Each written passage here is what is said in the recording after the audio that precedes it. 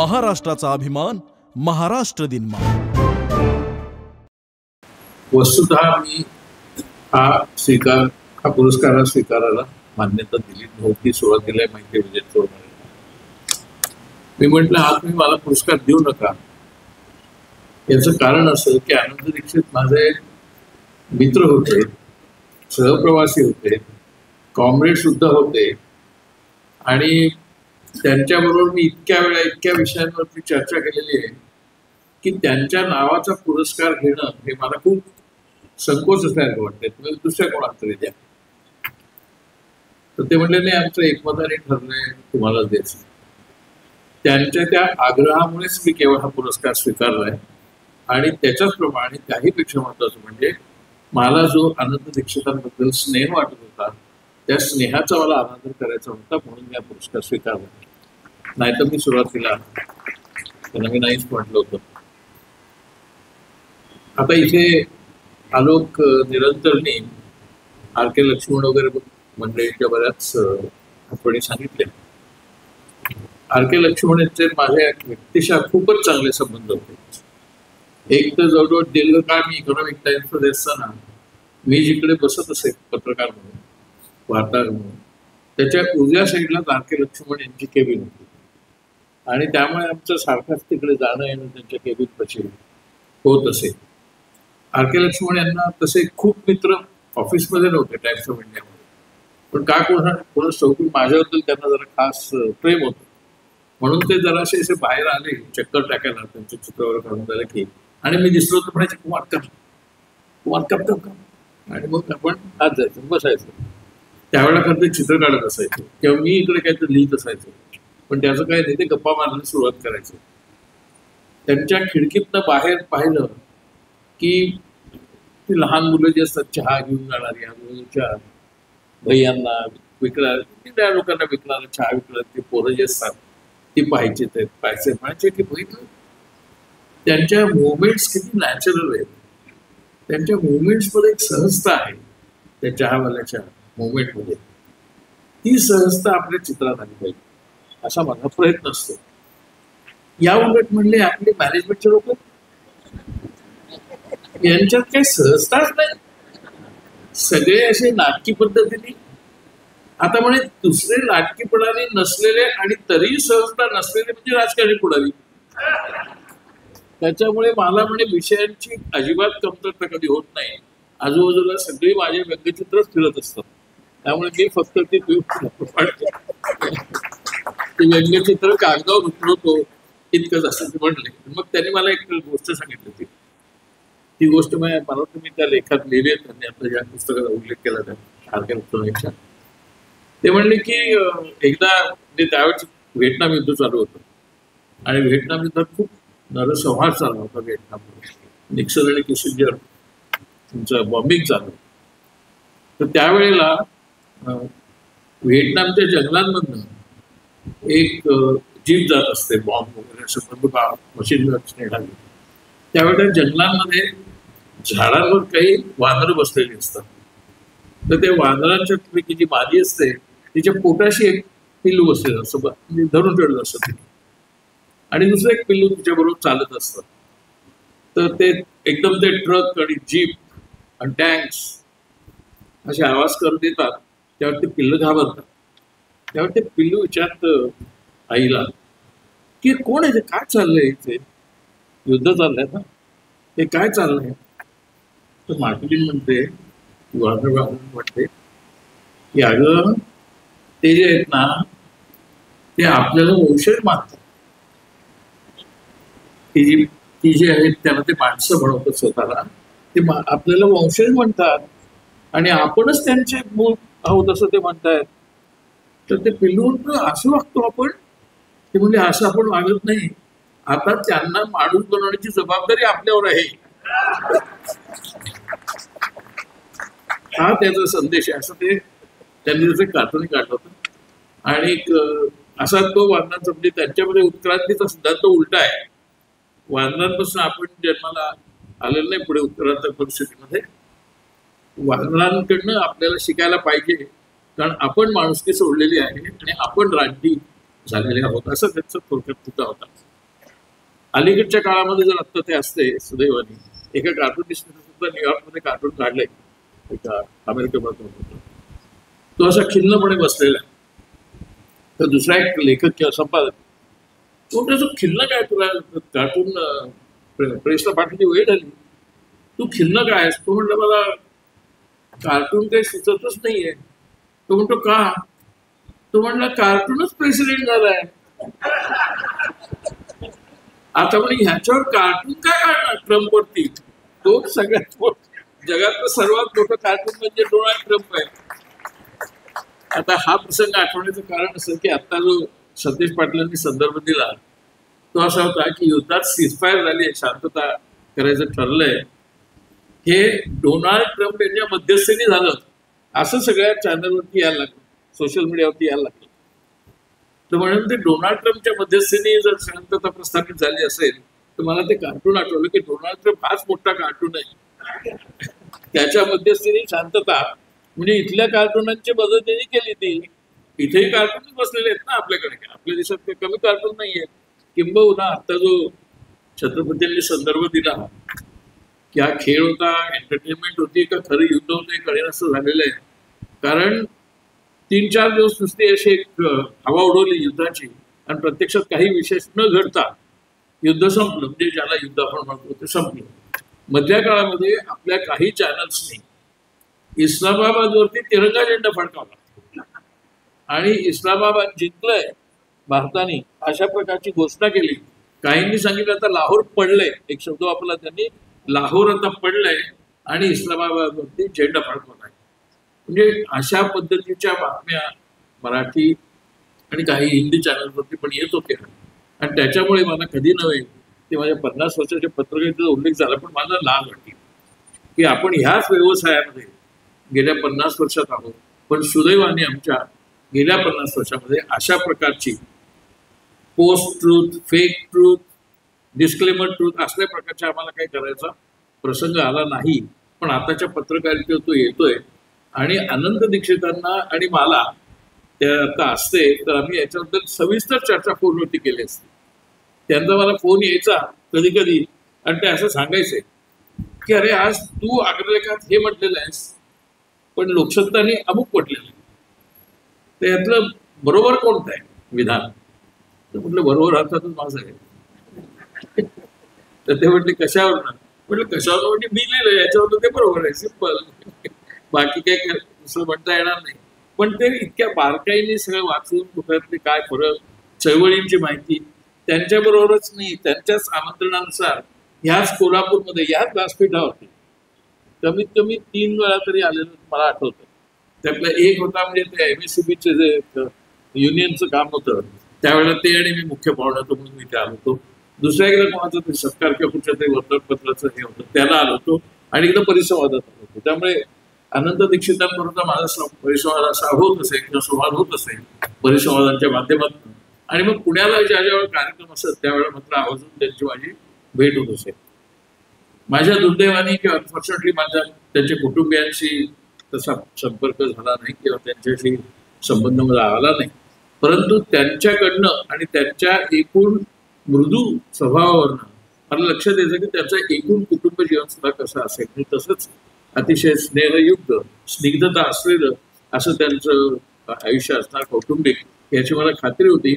आणि आम्ही त्यांना भेटायचो, कधी पत्रकार संघात त्या पत्राच्या ऑफिसमध्ये भेटायचो किंवा कोणीतरी कार्यक्रमाच्या जागी भेटायचो. पण आमची इनव्हेरिएबली चर्चा व्हायची. मला आश्चर्य वाटायचं की पुण्यात आणि आमचा दररोज संवाद नसताना तरी फ्रिक्वेंटली व्हायचा, पण दररोज नाही, तरी सुद्धा आमची भूमिका, आमचा त्या धोरणाकडे बघण्याचा दृष्टिकोन राजकीय हा अगदी तंतोतंत जुळत असे आमच्या चर्चेमध्ये. किंबहुना काही वेळेला ते मला वेगळी काही उदाहरणं देत असत की यानंतर हे असं आहे आणि त्याच्याबद्दल तुम्ही पाहिलंय का? तर मी म्हटलं मी नाही पाहिलेलं. तर म्हणे तू पहा अमुक ठिकाणी तू वाच. असं चारही बाजूला व्यवधान असलेले, लक्ष असलेले असे अनंत दीक्षित होते. तेव्हा मला त्यांचा मैत्रीचा खूपच आधार होता. म्हणजे पत्रकारितेतल्या मैत्रीचा, पत्र नव्हे मैत्र अशा अर्थाच्या नव्हे, पत्रकारितेच्या संबंधातला तो माझा आधार होता. आणि त्यामुळेच मी विजयाला म्हटलं की मला ते संकोच वाटतोय तो त्यांच्या नावाने होणारा पुरस्कार. त्यांच्या आणि माझ्या दृष्टिकोनात अजून एक आमचा समान जागा लक्षात आला जेव्हा अमोल पालेकर यांची एक फिल्म होती. ती फिल्म ते दुसरं नावाची ती फिल्म त्यांनी पुण्याला दाखवली होती आणि अगदी लिमिटेड काही लोकांना बोलवलं होतं. त्यात आनंद दीक्षित होते, मी होतो. तर ते दुसरं म्हणजे अल्झायमर झालेल्या किंवा अल्झायमर होत असलेल्या एका स्त्रीची ती अल्झायमर पूर्ण होईपर्यंतची कथा आहे. आणि तो जो काही स्मृतीचा ऱ्हास होतो त्याच्या संबंधात संध्या गोखले आणि अमोल पालेकरांनी ती फिल्म बनवली ती बघायला मी आणि आनंद दीक्षित गेलो होतो. त्याच्यानंतर आमची चर्चा चालली होती तिथेच त्याच हॉलमध्ये, कालच्या रुबी हॉलच्या हॉस्पिटलच्या समोर जो हॉल आहे ना तिथे. तर त्यावेळेला आनंद दीक्षित म्हणला की तुम्हाला असं नाही वाटलं ते अल्झायमर प्रकरण अलीकडे जरा जास्तच वाढलंय? कॅन्सर बद्दल लोक चर्चा करतात पण अल्झायमर प्रकरण खूप वाढलंय. तर मी म्हटलंय खरं आहे. तर कशामुळे असेल? तो म्हणला मी पण तो विचार करतोय कशामुळे असेल. पण तो म्हणला अनेक मध्यमवर्गीय बँक कर्मचारी, LIC कर्मचारी, रेल्वे कर्मचारी, मध्यमवर्गीय व्हाईट कॉलर मेनली असे जे रिटायर होतात 60व्या वर्षी किंवा 58व्या वर्षी किंवा 62व्या वर्षी, त्यांना रिटायर झाल्यानंतर आयुष्यात काही उरतच नाही. त्यांना काही जीवनालाच अर्थ प्राप्त होत नाही. त्यांना कळत नाही ना करायचं काय दिवसभर. आणि अशा परिस्थितीमध्ये जगतात तर तसेच जिवंत राहतात, जीवतात खातात पितात, पण त्यांना काही आयुष्याला त्यांच्या हेतूच राहत नाही, आकारच राहत नाही. आणि त्यामुळे हळूहळू त्यांचे भावनिक संबंध सुद्धा क्षीण व्हायला लागतात. तर मी म्हटलं बरोबर आहे. त्यावेळी त्यांनी एक शब्द वापरला होता, मला वाटतं तो माहिती असेल विजयाला, पण तुमच्या एवढे जवळच आहे, की हा जो क्रायसिस आहे ह्या प्रकारचा म्हणजे अल्झायमरच्या निमित्ताने पण अल्झायमरचं कारण आहे, हा क्रायसिस प्रामुख्याने मध्यम वर्गात आलेला आहे. आणि आमच्या पुण्यामध्ये हा मध्यमवर्ग मोठ्या प्रमाणावर आहे. आमच्या हडपसर किंवा इतर ठिकाणी असंख्य लोक एकटा मनुष्य आणि त्याची बायको किंवा त्याची एकटी बायको फक्त मनुष्य असे राहत आहेत. त्यांची मुलं पूर्णपणे अमेरिकेतच राहतात. ती अमेरिकेवरून इकडे येत सुद्धा नाही. त्यांना अमेरिकेवरून ज्यांचा फोन येतो तर त्यांच्याशी काय बोलायचं हे सुद्धा कळत नाही. काय कसं काय ह्याच्या पलीकडे मुलाची पण त्यांना बोलता येत नाही. इथले जे नातेवाईक आहेत ते पण त्यांच्याकडे फारसे फिरकत नाहीत. तर ते आता वृद्ध झाले, ते 80 वर्षाचे आहेत. आणि अशा वेळेला ती माणसं बंगला तर बांधला किंवा मोठा फ्लॅट आहे पण ते पूर्णपणे एकटे राहत आहेत. आणि हळूहळू त्यांना जीवनामधला जीवन रस शोषून घेतलेला झालाय आणि त्यामुळे त्यांना अल्झायमर होतोय. ते म्हणलं की मला असं वाटतं की हा क्रायसिस अल्झायमरचा आहे तो तुलनेने कष्टकऱ्यांमध्ये नाहीये, म्हणजे कामगारांमध्ये नाहीये, शेतमजुरांमध्ये नाहीये, आदिवासींमध्ये नाहीये. हा फक्त एकदम निवांतपणा आलेल्या ज्यांच्याकडे सुस्थिती आहे, आर्थिक सुस्थिती आहे, सामाजिक सुस्थिती आहे, घर आहे, कोणताही प्रसंग नाही, अडचण नाही, अशा लोकांना मध्यमवर्गातल्या हा अल्झायमर होता असं म्हणजे मला ऑब्झर्वेशनली वाटतंय. माझ्याकडे कोणताही पुरावा नाही, माझ्याकडे काही स्टॅटिस्टिक्स नाही, परंतु ही मध्यमवर्गाची समस्या आहे अल्झायमर हे. आणि हे मग आता चर्चा करायची होती अमोल आणि संध्याबरोबर. त्यावेळेला त्यांना म्हटलं अमोल अरे आनंदकडे ते इंटरेस्टिंग हायपोथेसिस आहे ते पहा तू. तर त्यांनी ते सांगितलं. मग आमची चर्चा मध्यमवर्ग या विषयावर झाली. आता मध्यमवर्ग या विषयावर चर्चा करताना माझ्या लक्षात आलं, विशेषतः आता जो पाहिला तसं आम्ही तिकडे बोलत होतो, ॲग्रोवनचे आपले संपादक बसले त्यांच्याबरोबर चर्चा करतो आदिनाथांच्या बरोबर, की मध्यम वर्ग किंवा इव्हन सम्राटच्या बरोबर चर्चा केली. हा मध्यम वर्ग आता खऱ्या अर्थाने आपल्या संपूर्ण समाजाचा एक मुख्य आणि केंद्रीय घटक झालेला आहे. या ज्या आता टीव्ही सिरियल किंवा टीव्हीच्या बातम्या किंवा सिरियल सदृश टीव्हीच्या बातम्या आपण पाहत होतो त्या सगळ्या प्रामुख्याने या मध्यम वर्गातल्या लोकप्रिय त्यांचे माइंड्स आर डेड. त्यांचं काही ते समोर आहे ते बघायचं आणि त्याच्यावरती प्रतिक्रिया द्यायची. त्यांना त्याच्यावर प्रश्न पण सुचत नाहीत किंवा असं कसं होऊ शकेल, इस्लामाबादवरती झेंडा पडकवलाय, लाहोर पडले, कसं काय होऊ शकेल असा साधा प्रश्नही ते विचारत नाहीत. तेच लोक सोशल मीडियावर येणाऱ्या प्रत्येक गोष्टीवर विश्वास ठेवतात आणि तो फॉरवर्ड करतात. कारण यांच्या जीवनातला जीवन रस सगळा शोषून गेलेला आहे. कारण यांच्याकडे आता आर्थिक स्थिती आहे, घर आहे, मुलं अमेरिकेत असतील किंवा बंगलोर हैदराबाद कुठतरी असते, पण मुलं पण सुस्थितीत आहेत, सुना सुस्थितीत आहेत, कदाचित दोघांना नोकरी आहे, त्यांना काही मला अडचण आली, त्या दोघांना अडचण आली तर त्यांना पैसे मिळणार आहेत, त्यांची अडचण काही चालू राहणार नाही, त्यांना मिळणार, सगळ्या अडचणी निवारण होणार अडचणींचं.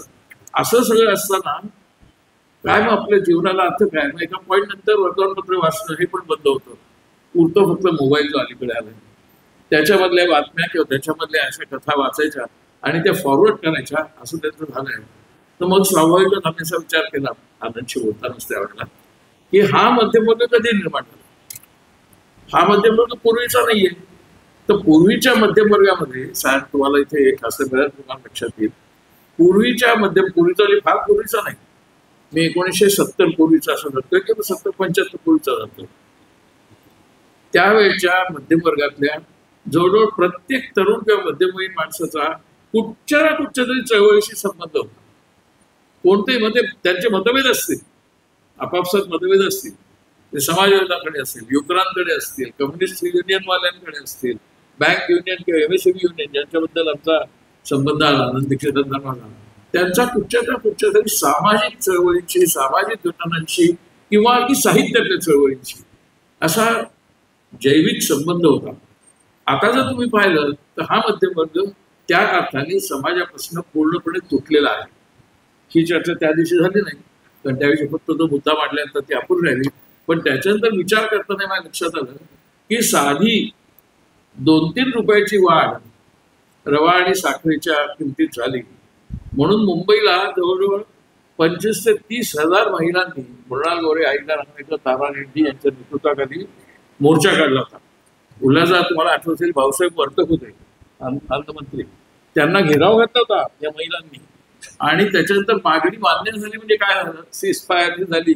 तिथे ती सीजफायर अशी झाली की तुम्हाला सणाच्या वेळेला 200 ग्राम साखर आणि 100 ग्राम रवा हा सणाच्या काळात तुम्हाला आम्ही रास्त किमतीत देऊ, एवढ्या मागणीवरती सीजफायर झाली होती. म्हणजे त्यावेळेचा जो काय हा मध्यमवर्ग, सगळ्या त्या महिला ज्या होत्या त्या शेतमजूर पण होत्या, आदिवासी पण होत्या, डाळून राहिल्या, पण मुख्यतः मध्यमवर्ग होता. त्यावेळेला भाषा मुंबईची 2 BHK 1 BHK अशी नव्हतीच पूर्वी. जवळजवळ 80% मध्यमवर्ग चाळींवर राहायचा. गिरगावामध्ये असेल तर दादरला असेल तर दादरचे अलीकडे माटुंगा साहेबला असेल 2 BHK 3 BHK 1 BHK काही भानगड नव्हती. म्हणजे मला तर अगदी आठवतंय, मी शाळेत असताना आमच्या घरी याचा गॅस बर्माशेल होतं त्यावेळेला, पुढे BP झालं. बर्माशेलचे विक्रेते, त्यांचे मॅनेजर, सेल्स डिपार्टमेंटचे लोक आमच्या घरी आले होते. मी लहान शाळेत होतो त्यावेळेला. ते म्हणले की तुम्ही गॅस विकत घेतला पाहिजे, गॅस सिलेंडर. तर ते सगळे आमची आई वगैरे म्हणायचे पण ते दाखवा, मग ते प्रयोग करून दाखवायचे. गॅस चक्क त्यांना विकायला लागायचं की सिलेंडर तुम्ही घ्या, गॅसचा प्रचार करतोय मी.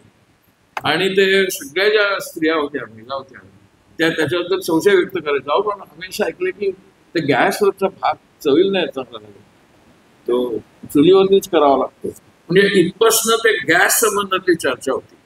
आणि अशा परिस्थितीत वाढलेला हा मध्यमवर्ग होता की जो मुंबईला रेल्वे पासची किंमत जर 2-3 रुपयांनी वाढली तर रस्त्यावर उतरायचा त्याच्या विरोधामध्ये, रेल्वेच्या धोरणाच्या विरोधामध्ये.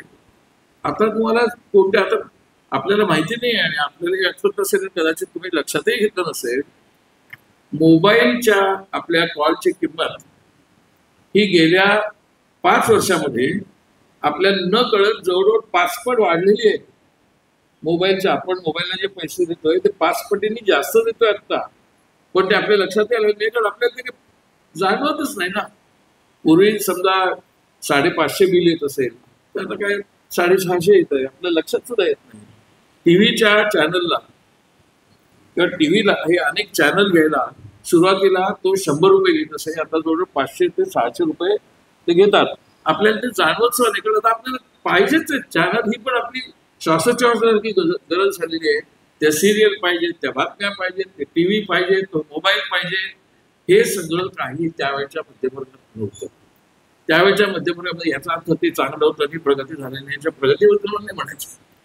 टीव्ही आलाय चांगलं झालं, कलर टीव्ही आला हेही चांगलं झालं, मोबाईल फोन आला हेही चांगलं झालं, मोबाईल फोनवरती मेसेजेसची सोय हेही चांगल्या प्रगतीचं लक्षण. पण त्याचा आपण उपयोग काय करतोय, त्याचा उपयोग एक्झॅक्टली त्याचा जो होता अधिकृत त्याच्यापेक्षा बरोबर उलटा करतोय. उदाहरणार्थ तुम्हाला आठवत असेल तर ज्या वेळेला टेलिव्हिजन आला, म्हणजे प्रत्यक्षात तो आला 1969 साली, मग तो पुढे आला 1972 साली. मुंबईचा जो टॉवर आहे वरळीचा तो 1972 साली आला आणि त्यावेळेला मी इकॉनॉमिक टाइम्सचा वार्ताहर होतो आणि मला तो प्रसंग कव्हर करायला पाठवत होतो. तो टॉवर तो यशवंतराव चव्हाणांच्या हस्ते त्याचं उद्घाटन झालं आणि तिथून त्यांनी तो लॉन्च केला आणि मग सगळीकडे टीव्ही दिसायला लागला. त्यावेळेला 72 साली तो टीव्ही फक्त एकच चॅनल होता, दूरदर्शन. चव्हाणांनी लॉन्च केला आणि तो दिवसात फक्त 2 ते 3 तास दिसत नाही, सकाळी 9 तास, फक्त संध्याकाळी 2 किंवा 3 तास दिसत नाही. त्याच्याबद्दल केवढं अप्रूप आपल्या टीव्ही घरात असलेल्या लोकांच्या घरात होतं आणि किती लोकांच्या घरात होतं. मुंबईत त्यावेळेची मुंबईची लोकसंख्या साधारणपणे म्हणजे 72 सालची ही 50 लाख होती. आता जवळजवळ 2 कोटीच्या आसपास आहे. तर त्या 50 लाखांपैकी 10 ते 15,000 लोकांकडे फक्त टीव्ही होता.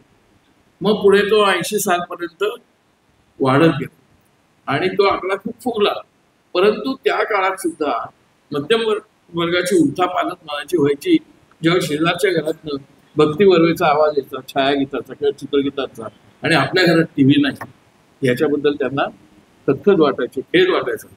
अशा पातळीवरती तो मध्यम वर्ग होता. म्हणजे तुलनेने तो आर्थिकदृष्ट्या संकुचित अवस्थेत होता, पण सामाजिकदृष्ट्या त्याचं आकुंचन पावलेलं नव्हतं. सामाजिकदृष्ट्या तो अधिक व्यापक होता आणि जसजसं आर्थिक व्यापकता आलेली आहे त्या प्रमाणात सामाजिक संकोच आहे.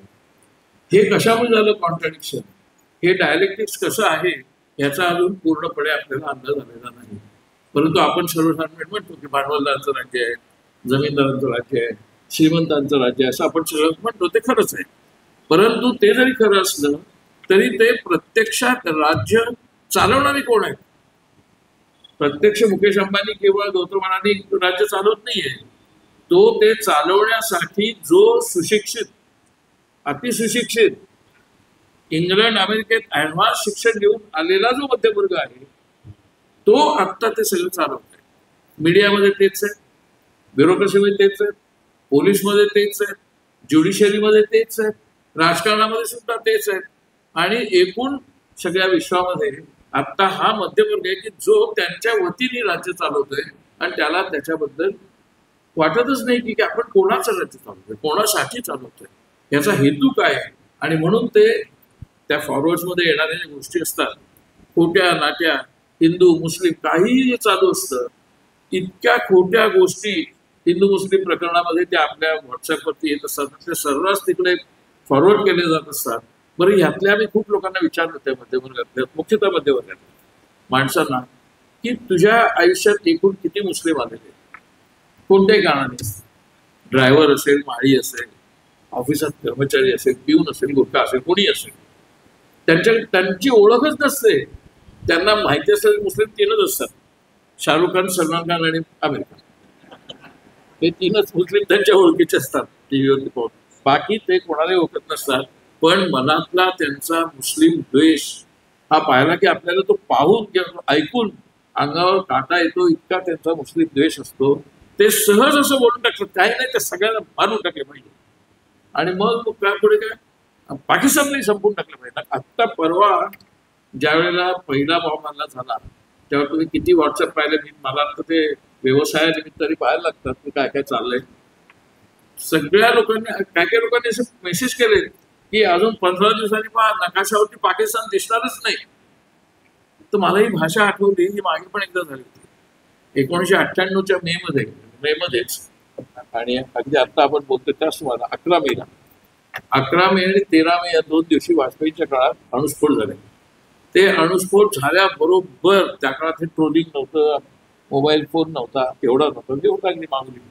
त्यावेळेला ताबडतोब काही लोकांनी असं सांगायला सुरुवात केली, आता पाकिस्तानने लक्षात ठेवावं, आता पाकिस्तान नकाशावरनं निघून जाणार आहे, कारण आता आमच्याकडे बॉम्ब आहे, बॉम्ब टाकून पाकिस्तान संपवून टाकलं होतं. अशा प्रकारच्या घोषणा दिल्लीत अधिकृत भाजपच्या पुढाऱ्यांनी दिलेल्या आहेत. त्या मी स्वतः ऐकले, पत्रकार सुद्धा मी त्यावेळेस सुद्धा. आणि ते मी पाहिल्यानंतर मी चकित होतो, असं कसं काय होऊ शकेल. बरोबर 14 दिवसांनी पाकिस्तानने बॉम्ब अणुस्फोट केला, बरोबर 14 दिवसांनी. 11 मे आणि 13 मे आपले, त्यांच्या 28 मे. आणि ते 28 मेला बॉम्बस्फोट झाल्यानंतर मग यांची बोलतीच बदलली. आता काय करणार तुम्ही, त्यांच्यावर बॉम्ब टाकणार का, ते तुमच्यावर टाकून भारत नकाशावर नष्ट करणार. म्हणजे कोणताही विचार न करता काहीही बोलायचं आणि तो हिंदू मुस्लिम द्वेष पाकिस्तानपर्यंत न्यायचा. पाकिस्तान नष्ट झाला पाहिजे, मुस्लिम नष्ट झाले पाहिजे. बरं, त्यावेळेला आत्ताचा जो बांगलादेशचा क्रायसिस आहे तो त्यावेळेला नव्हता, जरी बांगलादेश स्वतंत्र झाला होता. आत्ताचा बांगलादेशचा क्रायसिस अजूनच आहे का, त्यातनं जाऊ इच्छित नाही आता त्या राजकारणात. परंतु ही जी धारणा की हे नष्ट केले पाहिजे, किंवा इथल्या लोकांना जर त्यांनी विरोधी सुरू काढला तर तुम्ही पाकिस्तानात जा असे सांगायची जी पद्धत पडलेली होती मधल्या काळामध्ये, त्यांना एवढंही साधं करत नव्हतं की पाकिस्तानात जाऊन काय बोलताय, काय त्याचा अर्थ काय. एखाद्या वेळेला उपवासाने, विनोदाने किंवा मूर्खपणाने म्हणणं समजू शकतो, ते त्यांची घोषणा झाली होती. जरा कोणी काही बोलला विरोध की जातो पाकिस्तानात किंवा तू देशद्रोही आहेस. हा जो प्रकार आहे हा माइंडलेसनेस आहे. हा केवळ त्यांना राजकीय दृष्ट्या दोष देऊन संपणार नाही. हा माइंडलेसनेस आहे. हा mindlessness has come out of more wealth in the family. आई पण नोकरीला किंवा नुकतीच रिटायर, पेन्शन तिचं पण चालू आहे 50-60 किंवा अगदी काही नाही तर 25,000 रुपये. वडील पण नोकरीला, वडील पण रिटायर किंवा वडील नसले रिटायर तरी त्यांची पण पेन्शन 50-60,000 आहे. मुलगा नोकरीला, मुलगा म्हणजे बंगलोरमध्ये, हैदराबादमध्ये सॉफ्टवेअर इंजिनियर किंवा अमेरिकेमध्ये, त्याचाही उत्तम पगार, सुनीचाही उत्तम पगार, 4-4 पगार. मुंबईमध्ये असे 4-4 पगार एका घरात असणारे असं काही गैर नाही, त्यांना असं त्याचं सुखी जीवन असतं. 4-4 पगार एका घरात आणि 4 BHKचे फ्लॅट. एक उद्या माझ्या मुलाचं लग्न होईल त्यावेळेला घेऊन ठेवलेलं आहे त्याच्यासाठी म्हणून अजून एक 4 BHK फ्लॅट. अशा प्रकारची एक माझ्या मते वाईट असेल की पैसे त्यांनी काही ब्लॅकमॅन म्हणून असेल असंही नाही, अशा प्रकारची वेल्थ एक प्रकारे ती false wealth because of the general economics growth आल्यानंतर यांची डोकी हळूहळू गावे. त्यांना वाटलं हे सगळं आपल्या कर्तबगारीमुळे आलं. त्यांना लक्षातच येत नाही की ही कर्तबगारी अनेक वेळेला अमेरिकेची. अमेरिकन अर्थव्यवस्था त्यावेळेला जोमात होती आणि त्या काळात अमेरिकेमध्ये डॉलरमध्ये पगार देत होते. इकडच्या सॉफ्टवेअर इंजिनियर्सची इंटरव्ह्यू मध्ये चर्चा करताना ते डॉलर पेमेंटमध्ये चर्चा करायचे की तुला किती डॉलर पगार द्यायचा, असं हिंदीवाडीतल्या मुलांना विचारत तुम्ही पहिल्या आताची जनरेशन जर 7-8 वर्षापूर्वी की तुम्हाला किती डॉलर पगार अपेक्षित आहे. म्हणजे अशा प्रकारे त्या सुबत्तेचं एक काय म्हणतात त्याला सूज, या सुबत्तेची सूज या मध्यमवर्गाला आल्यानंतर त्याचा काय परिणाम होऊ शकतो याचं चित्र आम्हाला अल्झायमरमध्ये तेव्हा दिसलं होतं. आणि मग आमच्या लक्षात आलं की हा अल्झायमर हा फक्त आपल्याला अल्झायमर रोग म्हणून दिसतो तिथे नाहीये, हा आपल्या सर्वांना म्हणजे मध्यमवर्गातल्या सर्वांना अप्रत्यक्षपणे झालेलाच आहे. आणि त्या अल्झायमर सहितच आपण जगतोय, म्हणून आपली विचारशक्ती जवळजवळ संपलेली आहे. आता अशी विचारशक्ती संपलेली असतानाच्या काळामध्ये पत्रकारिता आता करायची आणि त्या पत्रकारितेमार्फत ती त्यांची विचारशक्ती जागृत करायची आणि त्यांना त्या अल्झायमरमधनं बाहेर काढायचंय. त्या अल्झायमरमधनं जर ते बाहेर आले नाहीत आणि त्यांची जर ती विचारशक्ती जागृत झाली नाही, मला जनरली निराशावादी बोलायला आवडत नाही, परंतु तर मात्र आपलं पुढच्या 10 वर्षामध्ये काही खरं नाहीये देशाचं, असं माझं मत आहे. देशाचंच नाही, खरं म्हणजे जगाचं. त्या गाझामध्ये अक्षरशः नरसंहार चालू आहे. नरसंहार हा एकमेव शब्द आहे. पुन्हा तो कोणाकडनं चाललाय तर ज्यांच्या फक्त आजोबांपर्यंत जर ते गेले इतिहासात जून इस्रायलच्या, तर त्यांनी कॉन्सन्ट्रेशन कॅम्पमध्ये ते मेलेले त्यांचे आजोबा पजोबाच. त्या ज्यूंकडनं हा नरसंहार जसा हिटलरने केला तसा चालू आहे आणि त्याच्याबद्दल कुठेही काही चर्चा नाही. इतकंच काय, तुम्ही ट्रम्पचं ते विधान ऐकलं की नाही मला माहिती नाही. ट्रम्प असं म्हणला की तर गाझा स्ट्रीप जी आहे ती पूर्ण सफाई करून टाका, पूर्ण सगळी माणसं मिळली तर सगळी सफाई करा आणि आपण तिथे रिसॉर्ट बांधूया, इंटरनॅशनल रिसॉर्ट रिव्हेरिया बांधूया की जिथे जगातले सगळे लोक जे आहेत ते पिकनिकसाठी, हनीमूनसाठी, ट्रिपसाठी हे गाझा स्ट्रीपमध्ये त्या रिसॉर्ट्समध्ये येतील. हे तो जाहीरपणे बोलतो, पास होतं, त्याच्यावर कुठे साधा निषेधही होत नाही असं तो म्हणतोय. आणि तिकडे रशिया युक्रेन युद्ध चालू आहे, दररोज माणसं म्हणत आहे.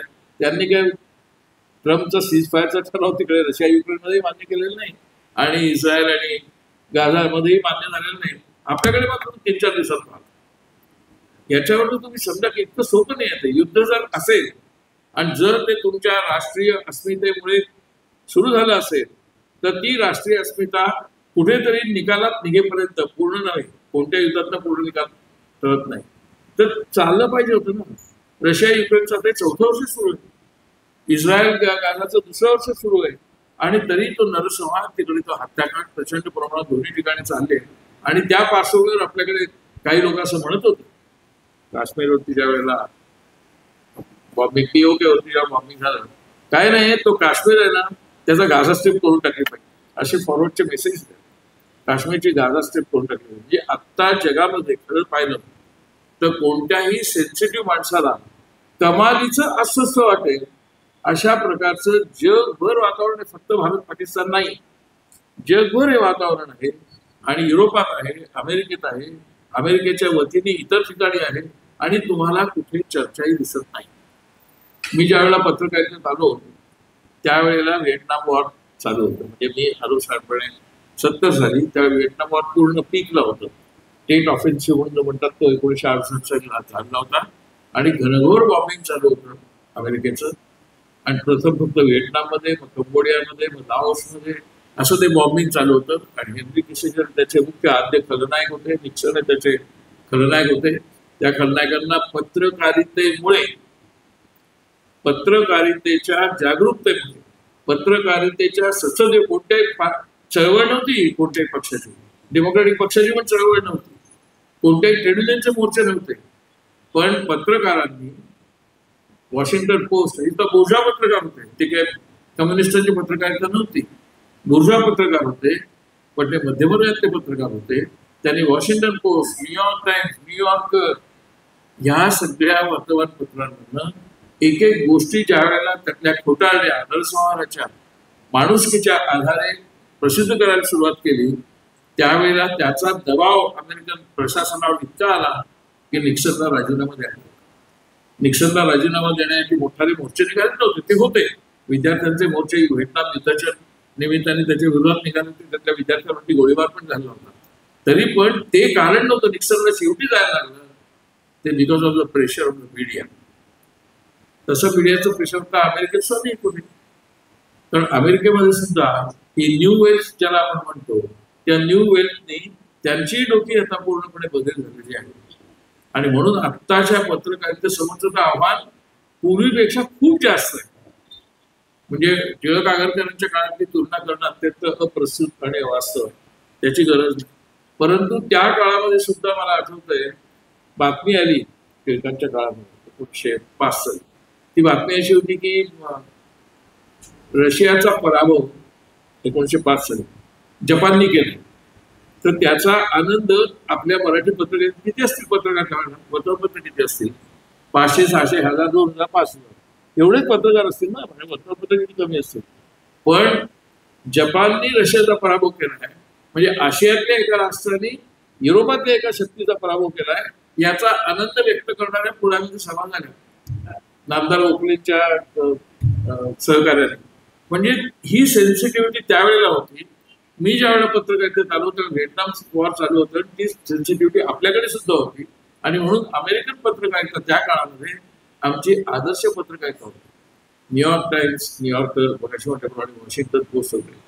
आता त्यांची पण नांगी बऱ्याच प्रकारे, बऱ्याच अंशी, पूर्णपणे नाही पण बऱ्याच अंशी ठेचली गेलेली आहे. आणि म्हणूनच 1990 साली इराक वॉर जेव्हा झालं त्यावेळेला इराकवरती तसंच व्हिएतनाम सारखं घनघोर बॉम्बिंग झालेलं आहे. परवापर्यंत, म्हणजे अक्षरशः परवापर्यंत, एक महिनाभरापूर्वी सिरिया फ्रंट पेज वरती असायचा. आता सिरियाचं नावच नाही. त्या सिरियातल्या आसादचं नाव असायचं फ्रंट पेजवर. आता आसादचंही नाव नाही, सिरियाचंही नाव नाही. तो आसाद कुठे गेलाय हे पण कोणाला माहिती. म्हणजे अधिकृत किंवा अनधिकृत माहिती आहे की तो रशियात आहे, परंतु त्याच्याबद्दल काही पुढे चर्चा नाही. त्या सिरियामध्ये प्रचंड प्रमाणावर हत्याकांड झालेलं आहे, इराकमध्ये झालेलं आहे. आणि आता इराक आणि अमेरिका वाटाघाटी करतात की आपण न्यूक्लिअर बॉम्बची थ्रेट थांबवायची की नाही. म्हणजे इराण न्यूक्लिअर थ्रेट देतोय, नॉर्थ कोरिया न्यूक्लिअर थ्रेट देतोय. भारत पाकिस्तान युद्ध सुरू झाल्यावर सगळ्यांची चर्चा होती दोघांकडे न्यूक्लिअर थ्रेट पॉसिबिलिटीज आहेत आणि त्याच्यामुळे काय होणार आहे, असं सगळं वातावरण आपल्याला चारी बाजूनी घेरलेलं आहे. ते हिंसाचारांनी, न्यूक्लिअरनी. आणि मार्टिन रीज नावाचा एक लेखक आहे, तो म्हणतो more than nuclear bomb, more than nuclear bomb the threat is from mobile phone. का तर मोबाईल फोनमुळे त्यांना मोबाईल हॅक करायची गरज लागत नाही. मोबाईलमुळे लोकांची डोकीच हॅक झालेली आहे आणि लोकांची डोकीच हॅक झालेली असल्यामुळे ती डोकीच कामात करत नसल्यामुळे जगाचा नरसंहार होईल किंवा होऊ शकेल याचं भानही आता लोकांना नाहीये. आणि म्हणून त्याने त्याला असं म्हटलं की दिस इज अ माइंडलेस सायन्स. त्यामुळे आपल्याला न्यूक्लिअर बॉम्ब लागणार नाही आणि टेररिझमही लागणार नाही. न्यूक्लिअर बॉम्ब आणि टेररिझमच्या व्यतिरिक्त जगाचा संहार होऊ शकतो, विनाशकाळ येऊ शकतो बिकॉज ऑफ माइंडलेस सायन्स. मी आता फक्त याच निमित्ताने टेररिझमची सगळी चर्चा आहे ना, अजून त्यांना टेररिझमची व्याख्या करता आली नाही. युनायटेड नेशन्समध्ये अँटी टेररिस्ट ठराव करायचा प्रसंग आला की संबंध सगळ्या जनरल असेंब्लीनी टेररिझमच्या विरुद्ध ठराव करायचा. मग काही काही लोकांनी सांगितलं की आता जगातली मुख्य टेररिस्ट शक्ती आहे अमेरिका आणि इस्रायल.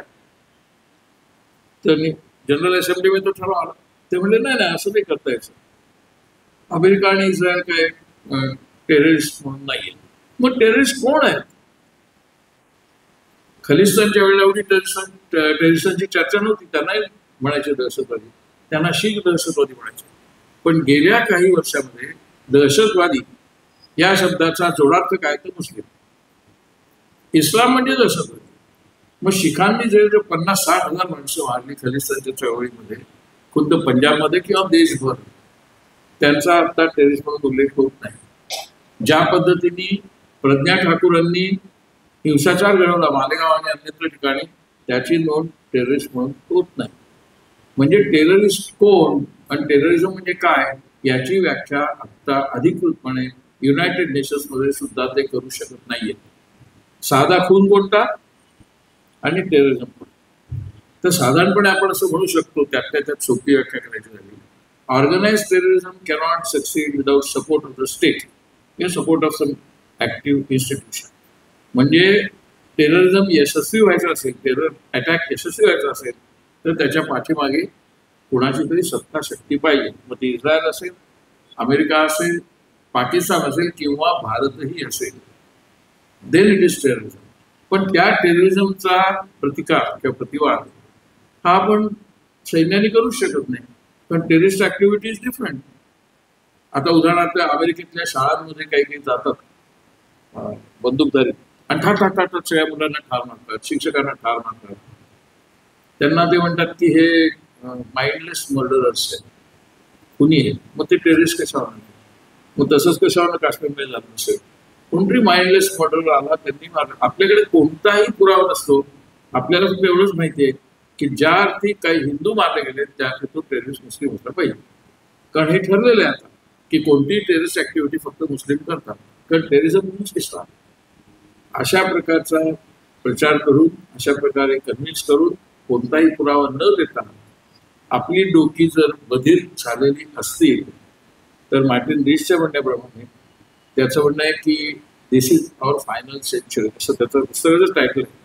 आवर फायनल सेंचुरी म्हणजे हे शतक जे आहे, आता आपण 2025 मध्ये आहोत, अजून 75 वर्ष शिल्लक आहे. हे शतक संपेपर्यंत ह्या जगाचा पूर्ण विनाश होणार आहे. तो मुख्यतः 3 गोष्टींमुळे. त्यात टेररिझमचं नाव नाही आहे. त्याच्यामध्ये एक कारण त्यांनी दिलेलं आहे ते क्लायमेट चेंज, दुसरं कारण दिलेलं आहे ते माइंडलेस सायन्स, आणि तिसरं कारण आहे insensitivity of the entire people towards what is happening to the other people. आणि त्याच्यामुळे आवर फायनल सेंचुरी असं ते पुस्तकाचं टायटल आहे. आणि त्याला काय वाटत नाहीये की 2025 आता आपण आहोत, 2099 नंतर एक सिव्हिलायझेशनल पहाट होईल असं काही मार्टिन रीसला वाटत नाही. मार्टिन रीस हा नोबेल पारितोषिकासाठी नॉमिनेटेड फिजिसिस्ट आहे अमेरिकेतला, इंग्लंडमधला, आणि तो रॉयल फिजिक्स सोसायटीचा तो अध्यक्ष आहे. त्याला जर ही भीती वाटत असेल तर आपण कोणत्या टाईपच्या विश्वात वावरत आहोत, जगात वावरत आहोत याचं भान आपण ठेवलं पाहिजे. आणि ते भान आपण ठेवू शकतो जर आपल्याकडे माहिती योग्य असेल. त्यांनी म्हणजे डॉक्युमेंटेशनचा मुद्दा काढला, तो बरोबर आहे की वी आर डॉक्युमेंटरिस्ट ऑल्सो, की आम्ही डॉक्युमेंट केलं पाहिजे काय चाललंय ते नीट सेन्सिटिव्हली. तेच आम्ही करत नाही. जर पत्रकारांनी ती माहितीच दिली नाही योग्य, अत्यंत संयुक्तिक, खरी पोस्ट ट्रूथ आणि फेक ट्रूथ नाही, तशी माहितीच मिळाली नाही, तर then you will be govern by fake truth, by post truth and by insensitive campaign and propaganda.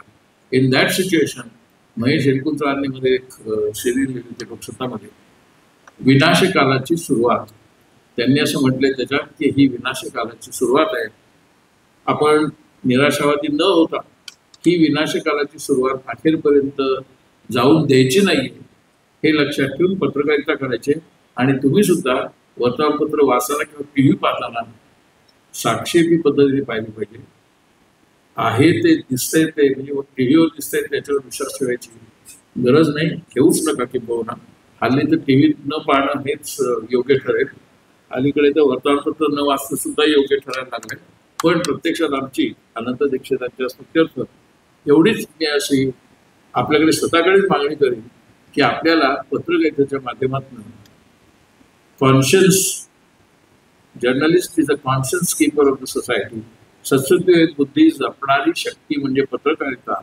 ही जी पत्रकारितेची खरी व्याख्या आहे तिला आपण जपूया, एवढं मी त्यानिमित्ताने सांगतो. माझ्या संपवतो.